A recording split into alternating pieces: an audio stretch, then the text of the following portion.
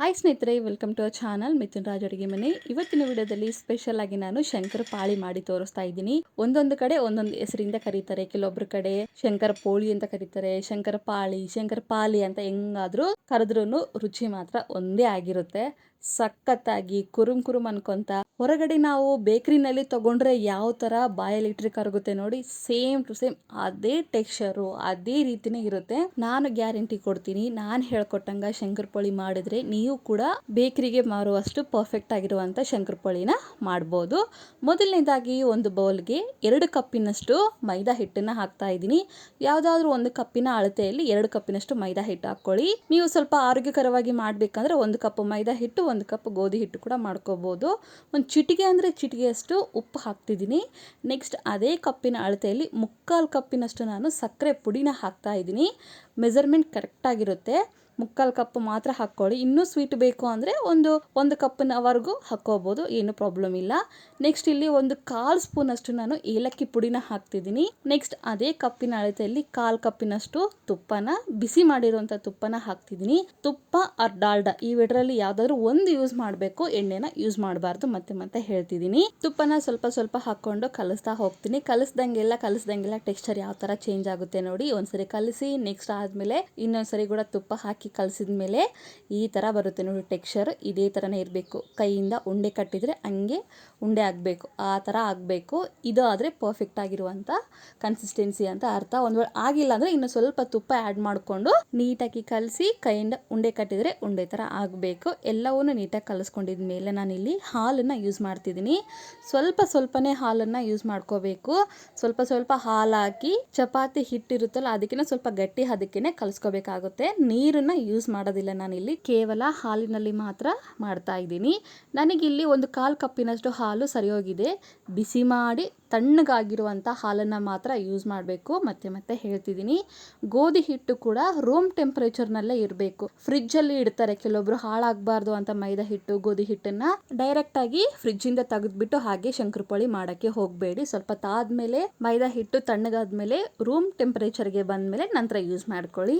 ಎಲ್ಲಾನು ನೀಟಾಗಿ ಕಲಿಸ್ಕೊಂಡಿದ್ದೀನಿ. ನೋಡಿದ್ರ ಶಂಕರಪೋಳಿ ಹಿಟ್ಟು ರೆಡಿ ಆಗಿದೆ. ಇದು ಒಂದು 10 ರಿಂದ 15 ನಿಮಿಷ ನೆನಿಲಿ. ಎಷ್ಟು ಚೆನ್ನಾಗಿ ನೆನೆಯುತ್ತೆ ಅಷ್ಟು ಚೆನ್ನಾಗಿ ಬರುತ್ತೆ. ನೋಡಿದ್ರ ನೆಂದಿದೆ, ಎಷ್ಟು ಸಾಫ್ಟ್ ಆಗಿದೆ. ಗಟ್ಟಿಯಾಗಿ ಕಲಿಸ್ಕೋಬೇಕು. ಮತ್ತೆ ಹೇಳ್ತಿದ್ದೀನಿ, ನೀರಾಗಿ ಕಲಿಸ್ಕೋಬಾರ್ದು, ಸಾಫ್ಟಾಗಿ ಕಲಿಸ್ಕೋಬಾರ್ದು. ಸ್ವಲ್ಪ ಪ್ರೆಷರ್ ಕೊಟ್ಟು ನಾದ್ಕೊಳ್ಳಿ. ನಾವು ಎಷ್ಟು ಚೆನ್ನಾಗಿ ನಾದ್ಕೊಂತೀವೋ ಅಷ್ಟು ಚೆನ್ನಾಗಿ ಒಳಗೆ ಲೇಯರ್ ತರ ಫಾರ್ಮ್ ಆಗುತ್ತೆ. ಅದಕ್ಕೋಸ್ಕರ ಒಂದು 2 ರಿಂದ 3 ನಿಮಿಷದ ಕಾಲ ಇದನ್ನ ನೀಟಾಗಿ ನಾದ್ಕೊಂಡು ನಂತರ ಇದನ್ನ ಲತ್ತಣಿಕೆಯಿಂದ ನಾವು ಲತ್ತಿಸ್ಕೊಂತ ಹೋಗಬೇಕು. ಇಲ್ಲಿ ಕಾಣಿಸ್ತಾ ಇದೆಯಲ್ಲ, ಇದು ಏಲಕ್ಕಿ ಪುಡಿ. ಇದು ಮತ್ತೆ ಏನೋ ಹುಳ ಮತ್ತೆ ಏನೋ ಕಸ ಅಂತ ಅನ್ಕೋಬೇಡಿ, ಇದಕ್ಕೂ ಕಾಮೆಂಟ್ ಹಾಕ್ತಾರೆ, ಅದಕ್ಕೋಸ್ಕರ ಹೇಳ್ತಿದ್ದೀನಿ. ನಾನು ಯಾವುದೇ ಎಣ್ಣೆ ಪುಡಿ ಇನ್ನೇನು ಯೂಸ್ ಮಾಡೋದಿಲ್ಲ. ಯಾಕಂದರೆ ಸಕ್ಕರೆ ಪುಡಿ ಹಾಕಿರ್ತೀವಿ ಮತ್ತು ತುಪ್ಪ ಹಾಕಿರ್ತೀವಿ, ಅದೇ ಸಾಕು. ಅದಕ್ಕಿಂತ ಜಾಸ್ತಿ ಏನು ಬೇಡ. ಲತ್ತಣಿಕೆ ಕೂಡ ಏನು ಹಚ್ಕೋಬೇಡಿ, ಡೈರೆಕ್ಟಾಗಿ ನಾವು ಲತ್ತಣಿಕೆ ಸಹಾಯದಿಂದ ಲಟ್ಟಿಸ್ಕೊತ ಹೋಗ್ತೀನಿ. ನೆನಪಿಲ್ಲಿ, ತೀರಾ ದಪ್ಪಾಗಿ ಮಾಡ್ಕೋಬೇಡಿ, ತೀರಾ ತೆಳುವಾಗೂ ಮಾಡ್ಕೋಬೇಡಿ. ವಿಡಿಯೋದಲ್ಲಿ ಯಾವ ಥರ ತೋರಿಸ್ತೀನೋ ಅದೇ ಥರನೇ ಮಾಡ್ಕೊಳ್ಳಿ. ಕೆಲವೊಬ್ರು ಏನು ಮಾಡ್ತಾರೆ, ಫುಲ್ ದಪ್ಪಾಗಿ ಮಾಡ್ಕೊಂಡ್ಬಿಡ್ತಾರೆ. ಅಷ್ಟು ಬೇಡ, ಅರ್ಧ ಇಂಚಷ್ಟು ಮಾಡ್ಕೊಂಡ್ರೆ ಸಾಕು. ದಪ್ಪ ಕರೆಕ್ಟಾಗಿ ಇರಲಿ, ಅರ್ಧ ಇಂಚು ಸಾಕು, ಅದಕ್ಕಿಂತ ಜಾಸ್ತಿ ಬೇಡವೇ ಬೇಡ. ಎಲ್ಲವೂ ಲಟ್ಟಿಸ್ಕೊಂಡಿದ ಮೇಲೆ ಎಡ್ಜಸ್ ಅಲ್ಲಿ ಇರುತ್ತಲ್ಲ, ಹಿಟ್ಟನ್ನ ಚಾಕು ಅಥವಾ ಪಿಜ್ಜಾ ಕಟರ್ ಸಹಾಯದಿಂದ ಕಟ್ ಮಾಡಿಕೊಂಡು ಅದನ್ನ ತೆಗ್ದ್ಬಿಟ್ಟು ನಂತರ ನಾನಿಲ್ಲಿ ಸ್ಕ್ವಯರ್ ಶೇಪಲ್ಲಿ ಒಂದೊಂದಾಗಿ ಕಟ್ ಮಾಡ್ಕೊತಾ ಹೋಗ್ತೀನಿ. ಕೆಲವೊಬ್ರು ಡೈಮಂಡ್ ಶೇಪಲ್ಲಿ ಕಟ್ ಮಾಡ್ತಾರೆ, ಬಟ್ ಆದಷ್ಟು ಶಂಕರಪೋಳಿ ಸ್ಕ್ವಯರ್ ಶೇಪಲ್ಲಿ ಬಾಕ್ಸ್ ಟೈಪಲ್ಲಿ ಇದ್ರೇನೆ ಚೆನ್ನಾಗಿರುತ್ತೆ.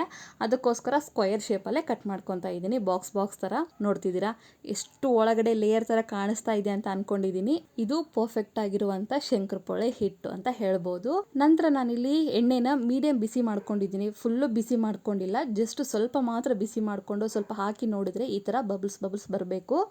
ಯಾಕೆ ಅಂದ್ರೆ ಶಂಕರಪೋಳಿ ಹಾಕ್ಬೇಕಾದ್ರೆ ತೀರಾ ಜಾಸ್ತಿ ಬಿಸಿ ಮಾಡಿದ ಎಣ್ಣೆಯಲ್ಲಿ ಹಾಕಿದ್ರೆ ಬೇಗ ಕಲರ್ ಬಂದ್ಬಿಡುತ್ತೆ, ಒಳಗಡೆ ಬೇಯೋದಿಲ್ಲ. ಅದಕ್ಕೋಸ್ಕರ ಲೋ ಫ್ಲೇಮ್ ಅಲ್ಲಿ 5 ನಿಮಿಷ ಇದನ್ನ ಫ್ರೈ ಮಾಡ್ಕೋಬೇಕು. ನಾನಿಲ್ಲಿ ಸ್ಪೂನ್ ಸಹಾಯದಿಂದ ಮೆಲ್ಲಕ್ಕೆ ತಿರುಗಿಸ್ತಾ ಇದ್ದೀನಿ. ಯಾಕಂದ್ರೆ ಸ್ವಲ್ಪ ಸಾಫ್ಟ್ ಆಗಿರುತ್ತೆ, ಮುರಿಯೋ ಚಾನ್ಸಸ್ ಇರುತ್ತೆ ಅಂಡ್ ಶೇಪ್ ಕೂಡ ಕೆಟ್ಟೋಗುತ್ತೆ. ಅದಕ್ಕೋಸ್ಕರ ಸ್ಪೂನಿನ ಸಹಾಯದಿಂದ ಮೇಲೆ ಕೆಳಗಡೆ ಮಾಡಿಕೊಂಡು ಮಾಡ್ಕೊಳ್ಳಿ. 5 ನಿಮಿಷ ಆದ್ಮೇಲೆ ಗ್ಯಾಸನ್ನ ಮೀಡಿಯಂ ಫ್ಲೇಮಲ್ಲಿ ಇಟ್ಕೊಂಡು ಫ್ರೈ ಮಾಡ್ಕೊಂಡ್ರೆ ತುಂಬಾನೇ ಸಿಂಪಲ್ ಆಗಿರುವಂತ ಶಂಕರಪೋಳಿ ರೆಡಿನೇ ಆಗೋಗುತ್ತೆ.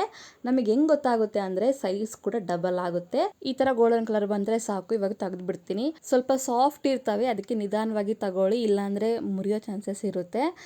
ಸ್ವಲ್ಪನೇ ಹಾಕೊಂಡು ಇವಾಗ ಒಂದು ಬೌಲಲ್ಲಿ ಹಾಕ್ಕೊಂತೀನಿ. ನೀವು ಬೇಕಿದ್ರೆ ಪೇಪರ್ ಹಾಕೋಬಹುದು ಕೆಳಗಡೆ, ಇಲ್ಲಾಂದ್ರೆ ಟಿಶ್ಯೂ ಪೇಪರ್ ಕೂಡ ಹಾಕೋಬಹುದು. ಬಟ್ ಏನಪ್ಪಾ ಅಂದ್ರೆ ಮಾಡಿದ ಕೂಡಲೇ ತಿನ್ನಕ್ಕೆ ಹೋಗಬೇಡಿ, ಸಾಫ್ಟ್ ಆಗಿರುತ್ತೆ. ಸ್ವಲ್ಪ ಆರಬೇಕು, ಆರಿದ್ಮೇಲೆ ಪರ್ಫೆಕ್ಟ್ ಆಗಿರುವಂತ ಶಂಕರಪೋಳಿ ರೆಡಿ ಆಗಿರುತ್ತೆ. ಮತ್ತೆ ಹೇಳ್ತಿದ್ದೀನಿ, ಕಂಪ್ಲೀಟ್ ಆಗಿ ಆರಬೇಕು, ಸ್ವಲ್ಪ ಕೂಡ ಬಿಸಿ ಇರಬಾರ್ದು. ನೆಕ್ಸ್ಟ್ ಒಂದು ಬ್ಯಾಚ್ ಆದ್ಮೇಲೆ ಇನ್ನೊಂದು ಬ್ಯಾಚ್ ಕೂಡ ಹಾಗೆ ಹಾಕ್ತಿದ್ದೀನಿ. ಇನ್ನೊಂದು ಬ್ಯಾಚ್ ಹಾಕಬೇಕಾದ್ರೆ ನೀವೇನು ಮಾಡಬೇಕು, ಗ್ಯಾಸನ್ನು ಲೋ ಫ್ಲೇಮಲ್ಲಿ ಇಟ್ಟು 1-2 ನಿಮಿಷ ಬಿಟ್ಟು ನಂತರ ಹಾಕ್ಕೊಳ್ಳಿ. ಅವಾಗ ಎಣ್ಣೆ ಸ್ವಲ್ಪ ತಣ್ಣಗಾಗಿರುತ್ತೆ. ನಂತರ ಸೆಕೆಂಡ್ ಬ್ಯಾಚಲ್ಲಿ ಶಂಕರಪೋಳಿನ ಹಾಕಿ ಲೋ ಫ್ಲೇಮಲ್ಲಿ 5 ನಿಮಿಷ ಇದನ್ನ ಶಂಕರಪೋಳಿನ ಫ್ರೈ ಮಾಡಿಕೊಂಡು ಆಮೇಲೆ ಮೀಡಿಯಂ ಫ್ಲೇಮಲ್ಲಿ ಇಟ್ಕೊಂಡು ಗೋಲ್ಡನ್ ಕಲರ್ ಬರೋವರೆಗೂ ಫ್ರೈ ಮಾಡ್ಕೊಂಡ್ರೆ ತುಂಬಾನೇ ಸಿಂಪಲ್ ಆಗಿರುವಂತ ಶಂಕರಪೋಳಿ ರೆಡಿನೇ ಆಗುತ್ತೆ. ಎಷ್ಟು ಸಿಂಪಲ್ ಅಲ್ವಾ? ಕೆಲವೊಂದು ಟಿಪ್ಸ್ನ ಮಾತ್ರ ಫಾಲೋ ಮಾಡೋದನ್ನ ಮರಿಬೇಡಿ. ವಿಡಿಯೋದಲ್ಲಿ ನಾನು ಯಾವ ತರ ತೋರಿಸ್ತಾ ಇದ್ದೀನೋ, ಯಾವ ತರ ಹೇಳ್ತಾ ಇದ್ದೀನೋ ಅದೇ ತರನೇ ಫಾಲೋ ಮಾಡಿ. 100% ಶೂರ್, ನಾನು ಗ್ಯಾರಂಟಿ ಕೊಡ್ತೀನಿ, ಅಷ್ಟು ಪರ್ಫೆಕ್ಟ್ ಆಗಿರುವಂತ ಬಾಯಲ್ಲಿಟ್ಟರೆ ಕರಗುವಂತ ಶಂಕರಪೋಳಿನ ಮಾಡ್ಬೋದು. ಓಕೆನಾ? ಈ ಸಿಂಪಲ್ ರೆಸಿಪಿ ನಿಮಗೆ ಇಷ್ಟ ಆದ್ರೆ ನನ್ನ ಚಾನಲ್ನ ಲೈಕ್, ಶೇರ್, ಕಮೆಂಟ್ ಮಾಡೋದನ್ನ ಮಾತ್ರ ಮರಿಬೇಡಿ. ಓಕೆನಾ? ಮುಂದಿನ ವಿಡಿಯೋದಲ್ಲಿ ಮತ್ತೆ ಸಿಗ್ತೀನಿ. ಅಲ್ಲಿವರೆಗೂ ಟೇಕ್ ಕೇರ್, ಬಾಯ್.